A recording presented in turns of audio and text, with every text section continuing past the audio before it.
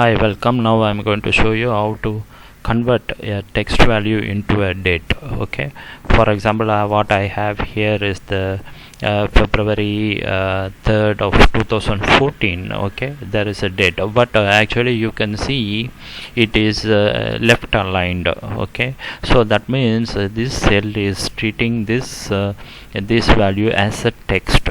Okay, so this kind of situations comes in when you copy and paste some dates from text files, or you are importing some text data into your Excel sheet. You may face this kind of problems. The date is already in text mode. Okay, for you it is date, but the Excel is treating this one as a text cell. Okay, how can you convert this one to a proper date? Okay, so for that we have a function called date value. Okay, so use that function value, date value, converts the date in form of text to a number that represents a date. Okay, so you change this one to date value first. Okay, then you have a text here, you put it that one here. Okay, once you put it here, it will give you a number. Okay, this is a Excel date value. Okay, it is a numeric number. Now you go to right click and format this cell to whichever date fashion you want it.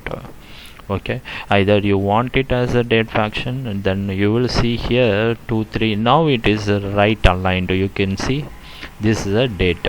You texts are left aligned, so that you know that even though you put a date, but it is left aligned automatically. That means cell is a text cell.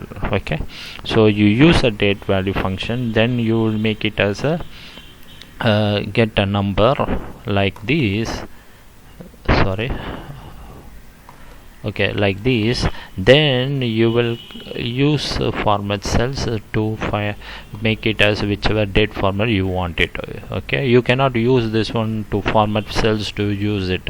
First you must change it to the date value. Okay, or you can see I will make this one as date like this, probably